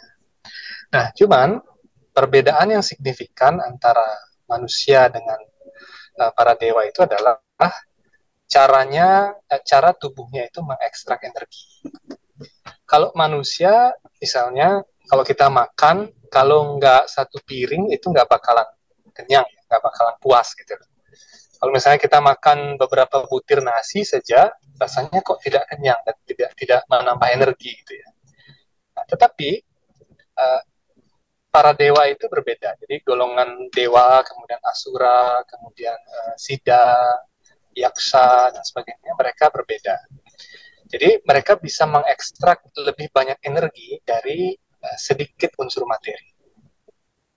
Jadi ketika mereka memakan beberapa butir nasi saja atau beberapa butir biji-bijian saja, sistem tubuh mereka itu bisa mengolah energi itu sehingga menghasilkan sisa atau zat sisa yang jauh lebih sedikit daripada apa yang dihasilkan oleh manusia. Jadi ekstraksi energi di dalam tubuhnya itu jauh lebih sempurna daripada manusia. Jadi sehingga kalau kita merujuk pada teks-teks dari kosmologi Weda, maka semakin tinggi tingkatan suatu planet, maka keperluan makhluk hidup di sana untuk makan, minum, dan tidur itu semakin berkurang. Gitu. Karena kemampuan mereka mengekstrak energi secara lebih baik. Ini disebut sebagai prana maya kosa. Jadi tingkatan sublimitas prana maya kosa. Kalau manusia itu secara umum masih dalam tingkatan anna maya kosa. Artinya adalah energinya bersumber sepenuhnya dari makanan. Tapi ketika makhluk hidup itu sudah memiliki badan yang prana maya kosa atau badan prana atau badan energi, maka kebutuhan mereka untuk makan itu akan menjadi sedikit, tetapi ekstraksi energi dari makanan itu bisa menjadi jauh lebih sempurna begitu. Sehingga mereka tidak menghasilkan zat buang berupa kotoran seperti manusia. Jadi demikian. Demikian kira-kira jawabannya. Semoga dapat memuaskan. Iya, terima kasih banyak. Ini ada pertanyaan, saya langsung baca dulu ya di room chat dari Hernowo Kristanto. Rahayu, mohon Pak Arya bisa dijelaskan tentang struktur jumlah dimensi, meliputi alam fisik apa, alam non-materi. Bagaimana kita bisa mencapai 3 dimensi yang lebih tinggi? Terima kasih. Terus ada lagi yang kedua dari Onesimus. Rahayu, Aiman Swastiastu mau nanya, apa benar keturunan biologis dari Sri Rama Raja Ayodhya masih ada yang hidup sampai zaman sekarang, Pak? Lalu yang ketiga, Reni, dari Reni, selamat malam. Izin tanya tentang Garbhodaka Ocean. Mohon penjelasan. Ada 3 pertanyaan dari chat room. Silakan, Gus. Ya, yang pertama ini tentang bagaimana caranya pindah dimensi gitu ya. Ya. Ya. Berapa jumlah dimensi ya? Apa dijelaskan jumlah dimensi meliputi alam fisik apa dan alam non materi? Okay. Ya. Kalau di kosmologi Veda di alam semesta ini itu ada 14 dimensi utama ya, dalam dimensi loka ya. Nah, dimensi-dimensi loka ini dibagi lagi menjadi bilah-bilah dimensi yang lebih kecil dan sebagainya, yang tidak bisa dijelaskan secara rinci ya, karena sangat banyak sekali. Nah, tetapi secara umum jumlah dimensi itu ada 14. Jadi dipilah menjadi 14 loka. Kemudian bagaimana caranya ke sana? Ya, ini yang menarik. Jadi di dalam kitab Purana itu, khususnya Bhagavata Purana, di buku ketiga itu dinyatakan bahwa hanya dengan kekuatan yoga saja seseorang bisa melampaui dimensi-dimensi. Kekuatan yoga itu berarti seseorang harus meningkatkan kemampuan inderanya. Jadi tidak dengan cara mekanik. Ya, kalau mekanik kan dengan membuat pesawat gitu ya, dengan membuat teknologi, kemudian roket dan sebagainya. Itu tidak akan bisa menjangkau dimensi-dimensi itu. Tapi hanya dengan cara yoga atau sistem yoga atau yogic process, jadi seseorang bisa masuk ke dalam dimensi yang lebih tinggi. Karena ketika seseorang berlatih yoga, maka secara alami kemampuan inderanya itu akan diperbaiki dan ditingkatkan. Mengapa indera-inderanya bisa meningkat kemampuannya? Karena yoga itu merevive atau menyempurnakan lagi kesadaran dia yang terpendam, kesadaran jiwanya. Gitu. Ketika jiwa ini sudah sadar kembali atas potensi dirinya, eksistensi dirinya, maka dengan sendirinya indera-indera itu atau kemampuan indera itu akan mengikuti. Ya. Nah, itu cara satu-satunya untuk pergi ke sana ya dengan proses yoga. Kalau tetua kita zaman dulu ya dengan semedi atau dengan tirakat, itu adalah beberapa hal di dalam sistem yoga itu. Gitu. Jadi tidak bisa dengan cara mekanik. Ya, kemudian yang kedua apa ya, Mbak Ida ya? Yang kedua adalah keturunan biologis dari Sri Rama Raja Ayodhya. Ya, apakah masih hidup? Oh iya, oke. Interesting. Ya, masih hidup. Ada satu keturunannya masih hidup dan tercatat di dalam sejarah Purana. Beliau bernama Marudewa. Marudewa itu adalah keturunan kesekian dari Raja Ayodhya, Sri Rama. Jadi Marudewa ini adalah keturunan dari dinasti Matahari atau Ikswaku. Jadi beliau masih hidup sampai hari ini, dinyatakan dalam Purana, dan ketika zaman Kali Yuga ini berakhir nanti, maka beliau akan membangkitkan kembali keturunan raja-raja Ikswaku di zaman selanjutnya. Nah, di samping beliau, jadi satu yang menjadi rekan beliau itu adalah ada namanya Maharaja Dewapi. Maharaja Dewapi itu adalah saudara kandung dari Raja Santanu yang di Mahabharata.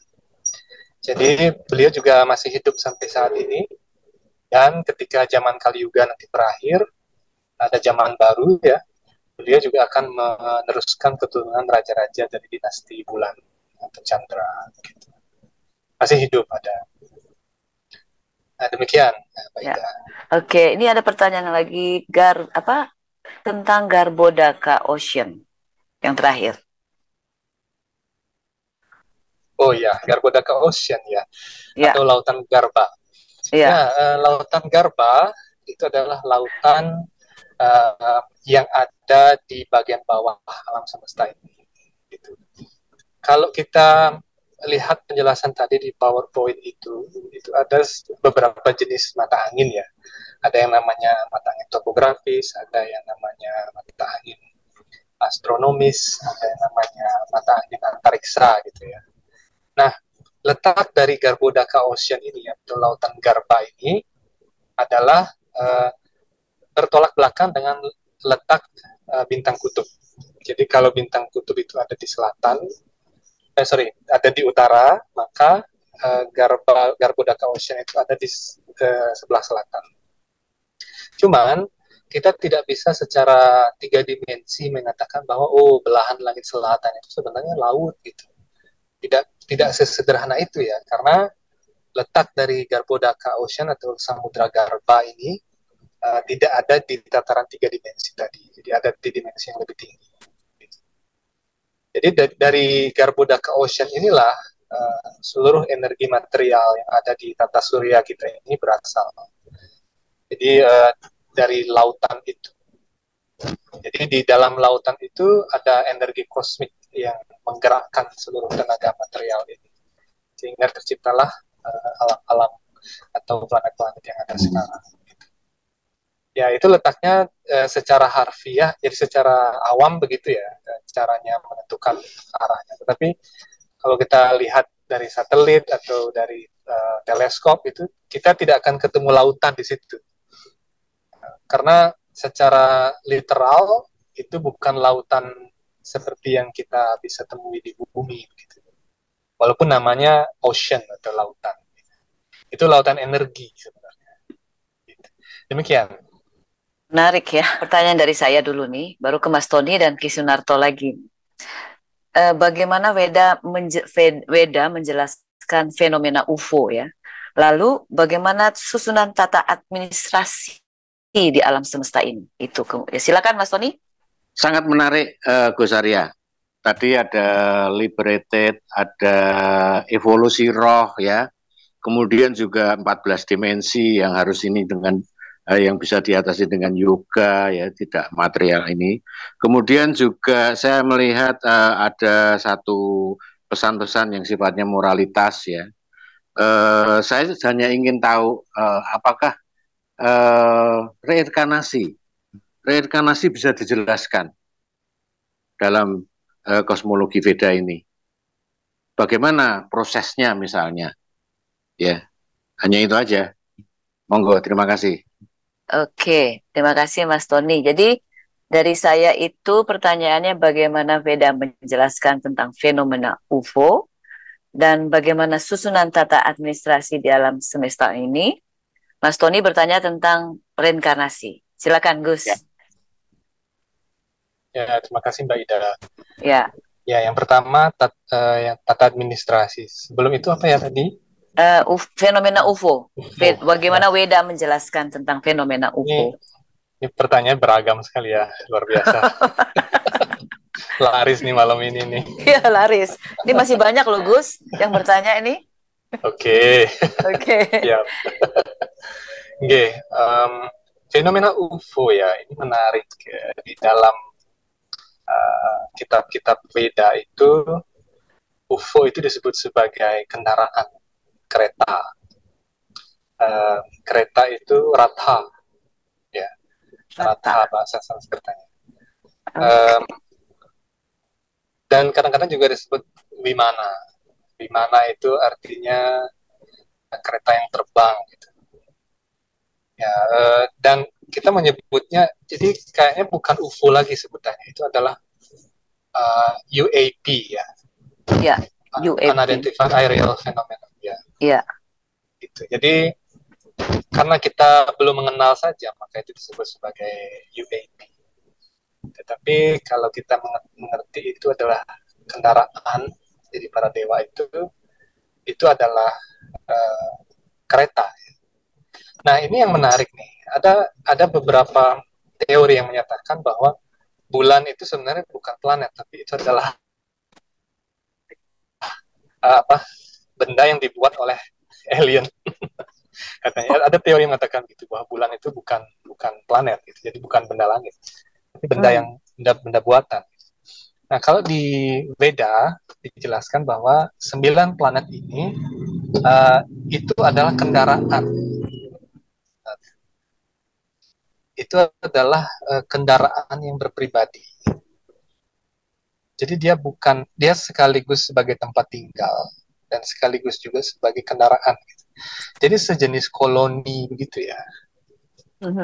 Jadi dia memiliki orbit sendiri mengelilingi matahari. Kemudian mereka ada makhluk hidup juga yang tinggal di sana. Dan dia juga ada sebuah ratha atau kereta juga dinyatakan. Khususnya bulan ya. Bulan itu jadi bulatan bulan itu disebut sebagai kereta di dalam kosmologi Veda. Matahari juga demikian. Matahari, jadi bulatan matahari itu juga disebut sebagai kereta. Sehingga itu dia berfungsi sebagai planet juga dan juga kendaraan juga ya. Gitu. Jadi definisi dari kendaraan itu di dalam kosmologi Veda itu tidak hanya suatu benda yang berfungsi sebagai pemindah dari satu tempat ke tempat lain, tetapi juga sebagai tempat tinggal. Artinya sebagai tempat dari suatu koloni, gitu ya, suatu bangsa. Demikian. Kalau kita bicara mengenai Wimana, jadi kebetulan saya tidak mendalami sejauh itu di dalam bidang Wimana ini.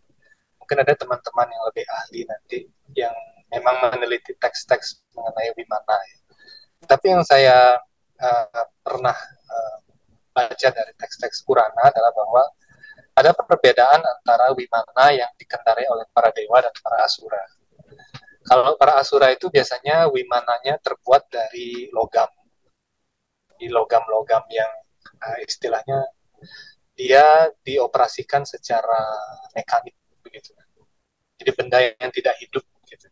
Tetapi kalau para dewa itu mereka memiliki Wimana yang terbuat dari unsur-unsur biologis. Seperti misalnya kendaraannya, ada yang mengatakan itu kendaraannya bunga teratai, gitu. Kendaraannya berupa angsa atau burung-burung dan sebagainya. Itu adalah kendaraan dari para dewa yang bersifat biologis. Dan di dalam teks-teks Veda sendiri ada kendaraan Dewa Surya misalnya, itu adalah kuda. Jadi kuda yang bisa melesat sejauh berapa kilometer per detik begitu. Jadi sangat cepat sekali kudanya. Gitu. Jadi definisi dari kendaraan atau UFO itu tidak sebatas pada pengertian secara mekanik ya, tetapi juga secara biologis. Gitu. Nah, kemudian tata administrasi alam semesta. Oh ya, ini juga menarik dan saya bahas di dalam buku. Nah, yang sebenarnya penguasa tertinggi ya yang adalah yang maha kuasa ya, Tuhan sendiri. Jadi kalau di dalam Weda itu, beliau memberikan kuasa kepada para demigods atau para dewa. Di dewa-dewa ini adalah entitas-entitas atau makhluk-makhluk hidup yang dikuasakan oleh Tuhan. Nah, mulai dari Brahma yang tertinggi. Brahma itu adalah kakek moyang dari alam semesta ini. Jadi beliau adalah yang tercipta pertama kali. Baru kemudian diikuti oleh para manu. Manu adalah leluhur dari spesies manusia, baik yang ada di bumi ini maupun di bumi-bumi yang lain di seluruh bumi mandala. Kemudian ada Rajapati. Rajapati adalah leluhur dari para dewa dan para pohon, binatang dan sebagainya. Makanya kalau di Hindu kita percaya bahwa setiap makhluk itu pasti ada dewanya. Misalnya pohon gitu atau kayu itu pasti ada dewanya. Ya. Jadi yang menurunkan dia pertama kali. Kemudian anjing misalnya ada dewanya, babi ada dewanya, sapi ada dewanya. Ya. Jadi itu adalah Prajapati itu. Di sistem administrasi. Jadi lengkapnya sih itu ada di dalam buku ya itu. Ya. Kalau dijelasin panjang banget jadinya. Siap. Oke. Ya, lanjut yang ke Mas Tony soal reinkarnasi tadi. Oh ya, reinkarnasi Pak Tony. Ya, reinkarnasi secara sederhana artinya adalah pergantian badan atau pergantian tubuh. Sesuai dengan kecenderungan pikiran atau kecenderungan atau keinginan makhluk hidup itu atau roh itu. Jadi kita sebagai makhluk hidup atau roh itu kan punya keinginan, punya kebebasan untuk menentukan kemana kita mau pergi atau kecenderungan hidup apa yang kita pilih. Sehingga ketika kita mengalami yang namanya kematian, maka kematian itu sesungguhnya bukan akhir, tetapi kita hanya mengganti badan kita saja dengan badan yang lebih baru. Gitu. Mengapa titik penggantian badan ini ada? Karena badan ini memang hakikatnya dia lahir, berkembang, kemudian menghasilkan sesuatu, menua, lalu merosot gitu ya, atau meninggal. Jadi di dalam reinkarnasi itu adalah sebuah hukum keadilan sesungguhnya. Mengapa demikian? Karena alam ini memberikan fasilitas yang tiada batasnya bagi roh itu untuk menikmati kemerdekaannya yang terpisah dari Yang Maha Kuasa. Contohnya ketika seseorang cenderung makan aja kerjaannya, maka dia mengembangkan mentalitas babi ya, mohon maaf ya. Mentalitas babi dia kembangkan, bukan mentalitas manusia. Sehingga tubuh yang cocok bagi dia itu adalah tubuh babi. Gitu. Karena kerjanya makan, terus tidur, makan, tidur. Nggak ngapa-ngapain lagi. Gitu.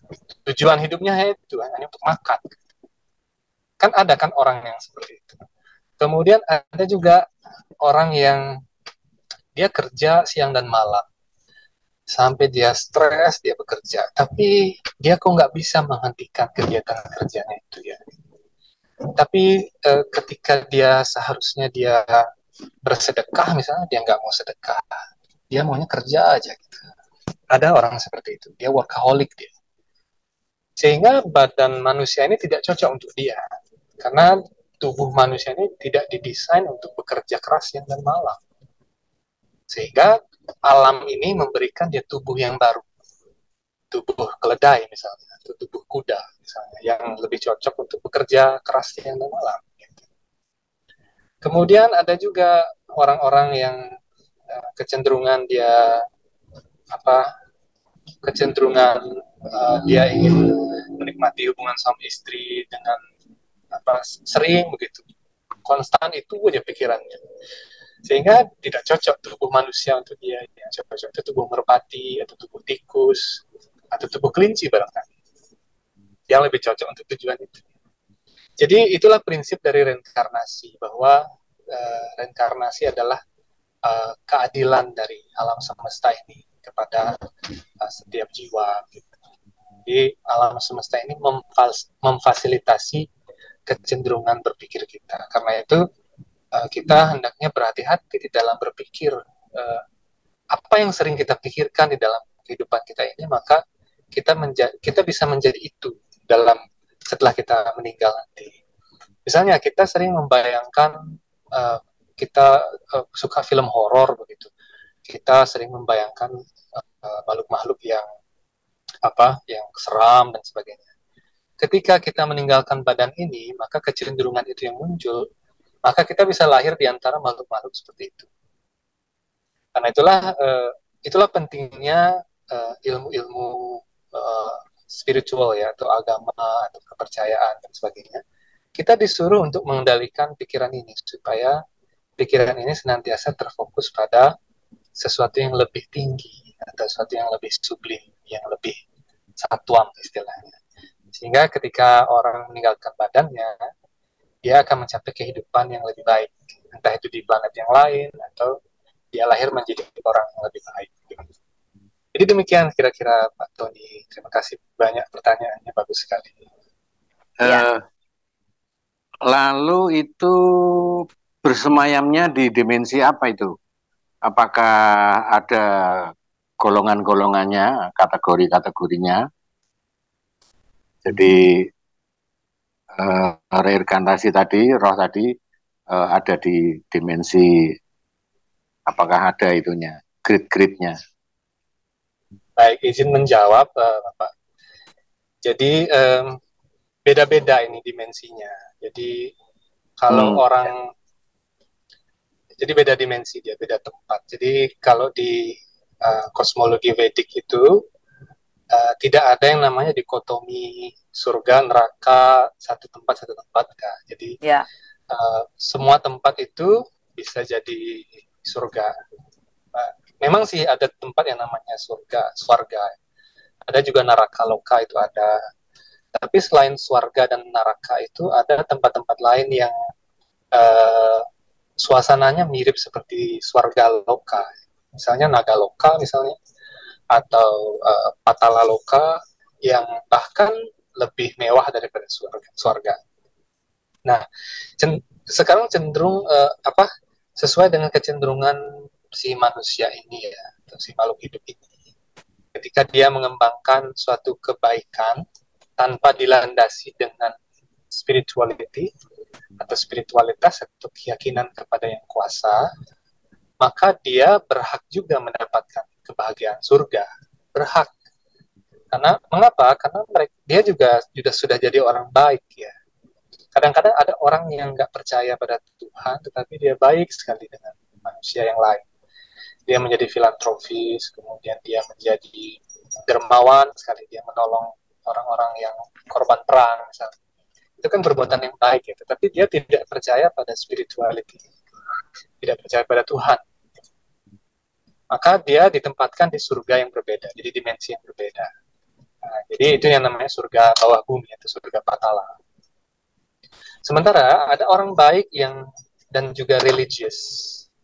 Ya, dia baik dan dia religius, dia melakukan prinsip-prinsip agama atau keyakinannya dengan baik, maka dia ditempatkan di dimensi yang lain juga, atau di swarga yang lain. Gitu. Ada juga yang dia baik sekali pada kaumnya sendiri, tetapi dia iri hati terhadap kaum yang lain, maka dia akan bereinkarnasi menjadi naga atau reptilian yang sangat solid terhadap kaumnya sendiri, tetapi membinasakan kaum yang lain. Jadi para reptilian atau naga itu juga salah satu jenis extraterrestrials ya, yang memiliki standar kemewahan yang sangat tinggi dibandingkan dengan manusia. Jadi berbeda-beda Bapak dimensinya. Dan dimensi yang paling bawah itu neraka atau niraya ya. Jadi khusus bagi mereka yang benar-benar tidak bisa menjalani prinsip-prinsip hidupnya sebagai manusia gitu. Sudah diberikan uang untuk sekolah, malah dipakai untuk beli minum-minuman gitu. Itu udah melanggar prinsip kemanusiaan. Atau mungkin orang yang sudah dikaruniai anak, tetapi anaknya malah dibuang gitu misalnya. Ya, terima kasih. Terima kasih. Di luar prinsip-prinsip. Ini ada selanjutnya Gus Arya dari Gus Para. Tadi sempat dipaparkan bahwa keberadaan makhluk di luar bumi mempunyai dimensi yang lebih tinggi dari manusia, sehingga kita tidak dapat berkomunikasi bahkan melihat walau teknologi jelajah Voyager sudah canggih. Pertanyaannya, bagaimana bisa mereka dimensinya lebih tinggi? Apa yang menyebabkan atau membuat dimensi mereka lebih tinggi? Lalu ada dari Arisoma, apakah alien Tuhannya sama dengan manusia? Ya mungkin sama ya. Di sini pertanyaan juga, bisakah manusia dan alien kawin dan beranak? Tadi sudah dijawab ya. Nah kembali lagi tadi Ki Sunarto, tadi disebutkan sampai saat ini masih hidup. Izin bertanya, ada yang disebut Mahavatar, Babaji, dan Agastiar yang banyak dinyatakan masih hidup. Immortal dengan metode Kriya Yoga. Seperti itu. Resi Markandeya. Oh ini nanti. Oke, itu dulu. Gus, ini banyak sekali pertanyaan. Tapi mungkin 3 dulu deh yang tadi. Jadi dimensi ya. Yang pertama itu tentang apa? Apa sih menyebabkan dimensinya lebih tinggi? Apa yang disebutkan sebab mereka tuh jauh lebih tinggi daripada keberadaan makhluk di luar bumi itu mempunyai dimensi yang lebih tinggi. Sebenarnya mereka di dalam bumi juga atau di luar bumi? Itu pertanyaan mestinya kali ya. Silakan, Gus. Ya, dimensinya lebih tinggi ya karena mereka memang tinggalnya tidak di dunia 3 dimensi ini. Gitu. Ya, memang mereka dibekali tubuh yang lebih sempurna daripada manusia karena hasil dari kegiatan saleh yang mereka lakukan. Karena itulah tadi saya sebutkan hanya bisa dicapai dengan proses yoga, bukan dengan teknologi. Itu maksudnya itu melibatkan juga kesalehan-kesalehan apa yang telah dia lakukan selama hidupnya sekarang. Itu akan menentukan kualitas badannya di kehidupan selanjutnya. Hanya itu yang bisa membuat dia berpindah di dimensi itu. Gitu. Itu secara simpel. Nah, demikian. Kedua ini, apakah alien Tuhannya sama dengan manusia? Bisakah manusia dan alien kawin dan beranak? Oh, tadi sudah dijawab ya sebenarnya. Silakan, Gus. Kalau kita melihat bahwa kalau kita menjabarkan, kalau saya jawab itu Tuhan itu secara agama gitu ya, jadi nggak bakalan selesai. Ya, betul, setuju. Tapi secara universal, Tuhan itu adalah sumber dari energi. Ya, kita bisa melihat banyak sumber energi di alam ini, toh. Ada pemancar PLN, itu sumber energi, ada PLTU, ada dan sebagainya, ada angin, dan sebagainya. Nah, semua energi itu asalnya dari matahari, ya kan? Kemudian di matahari ini ada terjadi reaksi hidrogen dan sebagainya. Nah, ada lagi energi yang lebih halus, lebih tinggi lagi. Nah, sumber dari semua energi itu itulah Tuhan. Jadi kalau kita ingin definisi Tuhan secara universal, maka Tuhan adalah sumber segala energi. Gitu. Jadi jawabannya sudah ketemu. Apakah Tuhan alien dan manusia itu sama? Sama. Karena energi di alam semesta ini hanya satu sumbernya. Gitu. Ya. Simpel sekali jawabannya. Ya. Oke, ini ada dari yang terakhir ya, dari Firman Ahmad. Silakan Pak Mas Firman. Ya. Selamat malam. Ya. Ya, selamat malam. Terima kasih sudah melakukan acara Zoom meeting yang berkaitan dengan alien dan masalah kepercayaan dan keyakinan. Saya kira ke depan juga moga-moga masih ada lagi acara seperti itu. Cuma ya ini tadi menarik mengenai saya juga baru paham mengenai tentang keyakinan dari sudut pandang Veda tentang masalah makhluk hidup dan bagaimana cycle-nya makhluk hidup di alam semesta seperti itu. Yang saya tanyakan gini, apakah ada kemungkinan misalnya umat manusia yang hidup di bumi di tata surya ini nantinya akan istilahnya naik jabatan atau naik peringkat untuk menjadi kaum Manu atau mungkin Brahma di tata surya yang lain, karena dari penyelidikan NASA dan pendidikan ilmiah belakangan ini tentang astronomi, ada banyak galaksi, di dalam galaksi ada banyak sekali tata surya. Nah, apakah mungkin ada istilahnya semacam cycle atau perputaran kaum atau makhluk hidup seperti ini nantinya bagi manusia yang sekarang hidup di bumi ini? Seperti itu, Pak Arya. Mungkin ada pendapat. Mungkin juga dari teman-teman yang lain kalau ada berpendapat di sini juga silakan. Terima kasih Pak Arya dan terima kasih Ibu. Oke, ya, terima kasih Mas Firman. Ya, silakan Gus Arya. Terima kasih Mas Firman ya. Salam kenal.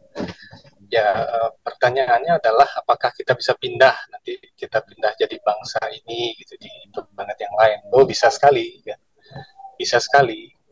Tadi sudah saya jawab, kalau kita memiliki kemampuan yoga atau kemampuan kesalehan yang tinggi, maka kita bisa masuk ke planet yang lain, entah itu di planet Swarga atau mungkin ke planetnya Brahma sendiri gitu. Bisa, itu bisa sekali. Jadi demikian. Oke, karena waktu juga dan saya yakin teman-teman lain banyak sekali yang ingin mengetahui tentang apa ini alien dalam kosmologi kita yang lebih detail ya. Mungkin nanti bisa dibaca dalam bukunya Gus Arya. Kira-kira kapan Gus bisa terbit lagi? Akan dicetak ulang atau bagaimana? Ya, bukunya akan dicetak ulang. Kira-kira seminggu 2 minggu ini mudah-mudahan bisa selesai cetak. Oke, nanti saya ini di-share di KCB yang bagi berminat.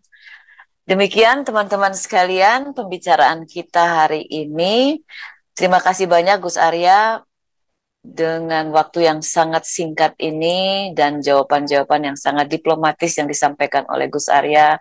Ini kita bincang acara budaya, kepercayaan, agama, semuanya ada di sini tanpa untuk membilang bahwa ini yang lebih baik atau sana yang lebih baik. Intinya kami di sini banyak belajar, mengetahui lebih banyak tentang dunia yang dimensi yang berbeda dari apa yang ada di alam kita saat ini. Jadi bisa jadi kita tidak satu-satunya makhluk cerdas di alam ini, ada entitas lain yang mungkin yang belum bisa kita ketahui. Terima kasih banyak teman-teman yang telah hadir. Saya harapkan semua dalam keadaan sehat. Terima kasih banyak Gus Arya. Saat ini saya kembalikan lagi ke Mas Tony. Rahayu, rahayu, rahayu, rahayu. Oke, selamat malam. Terima kasih kepada Gus Arya. Pemaparan yang sangat bagus dan menakjubkan ya. Memang KCB ini kita harapkan menjadi satu ruang edukasi. Jadi kita nanti akan terus mengangkat banyak tema-tema yang sifatnya edukatif dan bisa menjadi perenungan bersama. Terima kasih kepada para yang hadir. Juga terima kasih kepada host kita Mbak Ida. Selamat malam. Rahayu.